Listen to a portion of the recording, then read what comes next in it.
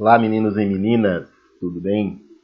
Estamos aí para a nossa aula de número 4 do segundo bimestre. Essa é uma videoaula da primeira série do ensino médio. E o tema da aula é Introdução à Filosofia da Arte, a Estética.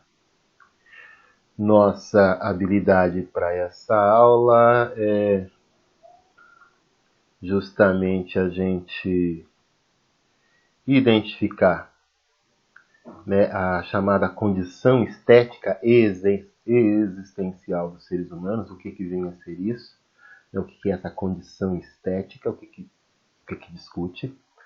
O nosso problema central da aula é a questão do que é o belo, que é o próprio questionamento da estética dentro da filosofia. Tá, vocês têm essa videoaula gravada, vai ter a videoaula também ao vivo lá pelo Meet, no Classroom. Se você ainda assim, acima de tudo, não conseguiu entender, eu tenho esse vídeo aqui também no YouTube falando sobre a estética como um dos ramos da filosofia. Nossa atividade consiste em responder uma pergunta que vem no nosso slide número 2, aqui, ó, algumas perguntas. Essas perguntas também estarão lá em forma de formulário na atividade da aula para que você acesse. Tudo bem? Pois eu volto explicando cada uma das perguntas. Temos aí todo o material em livro e a nossa grande primeira pergunta para a gente chegar na questão do que é o belo é perguntar o que é arte. Se a gente perguntar para os artistas, né, vamos ter várias respostas. Então vamos pegar, por exemplo, Leonardo da Vinci, que diz que a lei suprema da arte é a representação do belo, ou seja, arte é a representação da beleza. Já Pablo Picasso vai dizer, né, Da Vinci, um multiartista, né, engenheiro, artista, diz que a arte é a representação do belo. Já Pablo Picasso, pintor Pablo Picasso, diz que a arte não é verdade. A arte é uma mentira que nos ensina a compreender a verdade. Pensamento bacana, pensamento bonito. O pensamento do Pablo Picasso está muito próximo do pensamento de um filósofo chamado Aristóteles. Inclusive, Aristóteles é o primeiro filósofo a discutir o que é a arte num livro chamado A Poética.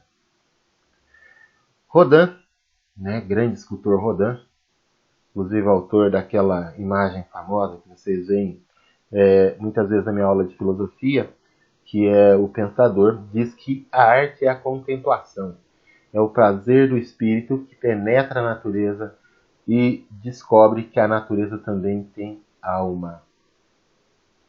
E por último, Van Gogh, grande pintor, né, criador do impressionismo, diz que a arte é consolar aqueles que são quebrados pela vida. Se a gente resumir todas essas ideias,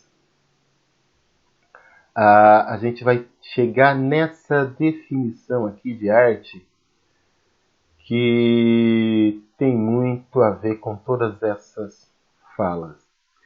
Que é o seguinte: a arte é a capacidade que o homem possui de produzir objetos ou realizar ações com as quais ele possa exprimir ideias, sentimentos ou emoções estéticas.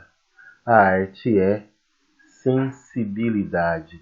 A arte é essa minha possibilidade de expressar de uma forma sensível que mexa com os sentidos, ou seja, audição, visão, tato, paladar, para produzir esse prazer estético, esse prazer das sensações. As sensações estão sempre ligadas aos sentidos, tá? Aos 5 sentidos: visão, tato, paladar, audição, Visão, tato, paladar, audição e olfato. Isso. Então, por exemplo, às vezes a arte pode mexer com cheiro, ou com som, ou com algo que eu vejo. Por exemplo, a poesia mexe com a sonoridade. Mas tudo isso vai para provocar em nós emoções que às vezes a gente traz lá na nossa memória, lá no nosso mais profundo eu. E aí, para você, o que é arte?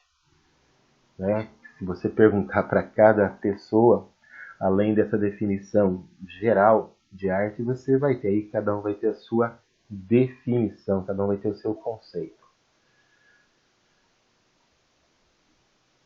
Mas, para filosofia, a gente começa a estudar arte, tendo a filosofia, a partir de um conceito chamado estética. Tá? E toda vez que você vê essa questão da estética, você está ligado à questão dessas sensações que a gente sente pelos sentidos, né? Cheiro, audição, e que provoca em nós algumas emoções. Dentro da filosofia, esse uso da estética vai fazer a gente estudar o que é feio, o que é belo, a questão da beleza. Portanto, estética para a filosofia é o estudo da beleza, é o estudo do que a arte nos provoca como belo ou como não belo. E aí vocês vão ver que para cada filósofo, para cada época da história, a gente tem variações do que é beleza ou não. Quem criou na verdade assim, na verdade não é a criação, né? Ele foi o primeiro a usar a palavra dentro de um contexto filosófico. Foi um alemão chamado Baumgarten. Guarda o nome aí, ó, Baumgarten. E ele foi o primeiro, então, a utilizar a palavra estética como uma área, como um conhecimento sensorial sobre as questões da beleza. Tá bom? Então, enquanto a estética cuida das imagens, das sensações que a gente sente, a lógica é a ciência do saber cognitivo, racional, organizado. Então vamos ver. Para os filósofos, a arte é transformada em um objeto de discussão, em um objeto de estudo, um objeto de análise, tá? Porque como é que cada um percebe ou compreende ou não o belo. Para que vocês tenham um exemplo, tem várias outras discussões, como a gente já viu nessa aula, 2 exemplos de discussões filosóficas sobre a beleza. Uma delas é uma discussão começada lá por Aristóteles, que é a pergunta: onde é que está a beleza? A beleza está no próprio objeto de arte ou em quem vê? Traduzindo, né? Vamos tentar simplificar isso.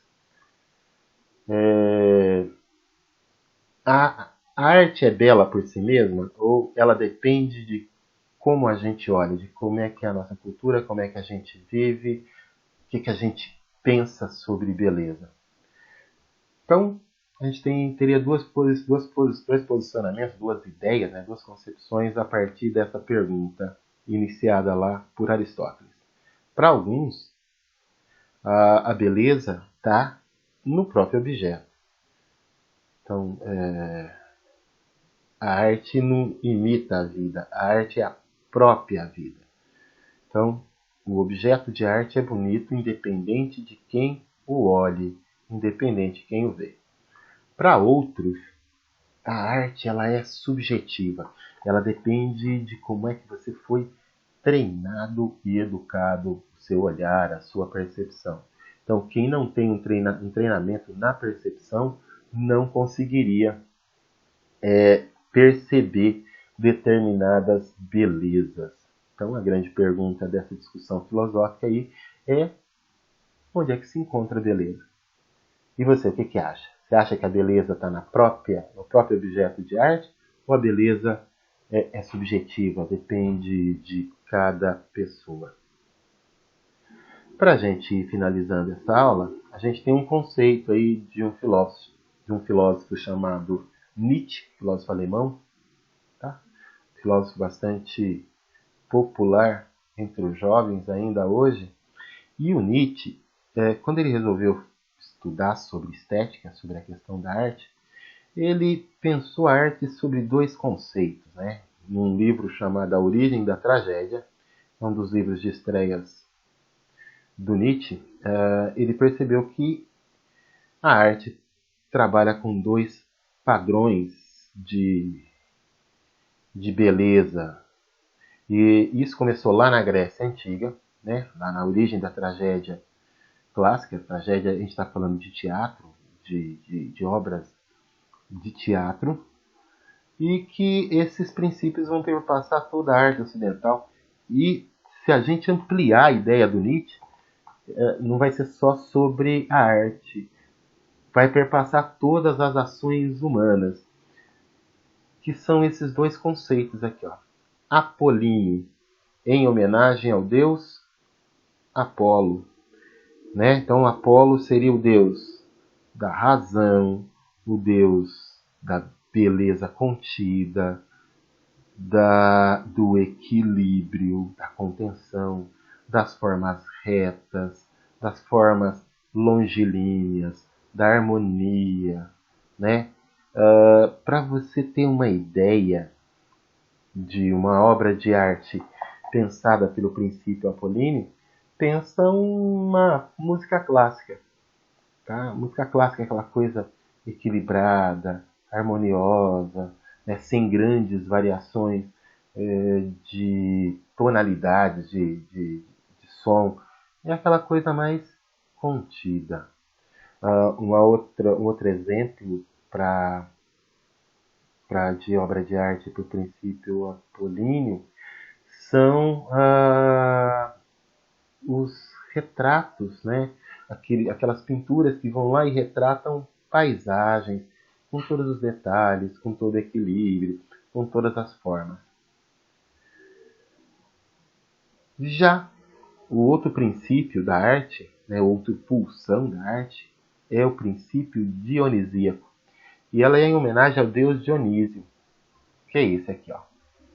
Que é o deus do vinho, da extravagância, né, da festa sem desmedida. É a chamada beleza extravagante. Olha para ele. Né? Se você comparar os dois deuses, você vai perceber aquilo que Nietzsche está dizendo. Uma outra coisa que caracteriza o dionisíaco é o desequilíbrio, o transbordamento. Né? Essa coisa que vem lá, né? Coisa cheia de emoção, de sentimentos, aquela coisa aos borbotões. As curvas mais generosas, né? As formas mais agudas, a exuberância, a emoção sem nenhuma parada, sem nenhuma trava. Então, você já deve ter visto alguns quadros abstratos, né, cheio de cores, aquela coisa que parece que o cara jogou tinta na tela e espalhou cores para tudo enquanto é lado, e aquela coisa toda que parece que não tem uma harmonia. Aquilo é um princípio, é uma arte pensada a partir do princípio dionisíaco. Em termos de música, né, se a gente for lá, se a música clássica é o exemplo de Apolíneo, o funk é um exemplo de música dionisíaca. Né? Equilíbrio, sons, né? Aquela coisa toda, aquela coisa pegada, sem muita retidão na forma como é feito, mas que mexe com todas as nossas emoções. Beleza? Vamos lá, agora vamos voltar lá nas perguntas, que eu falei para vocês que eu iria explicar as perguntas. Bom, a primeira pergunta é: crie uma definição de arte a partir das suas reflexões pessoais. A partir da aula de hoje, a partir daquilo que a gente viu que a arte é essa expressão da sensibilidade das emoções humanas, para você, a arte é? Fique à vontade para responder. Todas as respostas são bastante interessantes e bastante válidas. A segunda pergunta é sobre o que estuda a disciplina da estética em filosofia. Lembra? A gente falou isso durante a aula. A estética foi aquela disciplina filosófica criada pelo Baumgarten para estudar, para compreender a questão da beleza. O Baumgarten foi o primeiro a estudar arte? Não. Mas o Baumgarten foi o primeiro a usar a palavra estética como uma disciplina filosófica que estuda a arte. Terceira pergunta. Para o Nietzsche, o que é apolíneo e dionisíaco? Pensa, apolíneo, forma, tudo organizadinho, tudo retinho, tudo tranquilo. Pensa em tranquilidade, apolíneo. Tem agitação, é aquela coisa dionisíaco. Bom, então são dois princípios que caracterizam a arte de maneira geral. E aí, a gente vai para a quarta pergunta, que é a pergunta talvez mais difícil, mas é muito tranquilo. Lá no formulário, quando você for responder, tem alguns exemplos de manifesto. Mas se você não tiver, manifesto é justamente você dizer artisticamente, seja através de uma pintura, através de um texto, através de uma música, algo que você pensa sobre algum assunto. Então, é a chamada arte manifesto, né? Tem várias músicas que fazem isso, que dizem isso, que dizem o que pensa sobre a arte. Tem poesias que fazem isso, né? Vou falar uma aqui que eu lembro, que é um poema do Fernando Pessoa, poeta que eu gosto muito, que ele diz o seguinte: o poeta é um fingidor que finge tão completamente que chega a fingir que é dor, a dor que às vezes nem sente. Entendeu? O poeta não vive aquele sentimento, mas vive de tal forma que acaba realmente sentindo aquilo. Outra forma de arte manifesto é você falar, é uma arte que se coloca contra várias posturas da sociedade, como o racismo, é uma arte que se coloca contra a discriminação, a questão da misoginia na sociedade, né? Falando sobre os direitos das mulheres, sobre a questão social. Tem uma música que era um axé, já um pouco antigo, né? Que a letra dizia o seguinte: atravessando essa cadeia hereditária, quero me livrar dessa situação precária, onde o rico cada vez fica mais rico e o pobre cada vez fica mais pobre. É o que de cima sobe e o de baixo desce. Então, por exemplo, música manifesta, está dizendo o que pensa, é uma arte que diz o que pensa sobre alguma coisa, ou sobre a própria arte, ou sobre uma questão social. Beleza? Essa é a ideia. Escrevam aí, você pode fazer individual, grupo, do jeito que você achar mais interessante, para poder colocar o seu manifesto. Certinho? Espero que todos tenham compreendido. Então, grande abraço, se cuidem, se protejam e bons estudos para todos.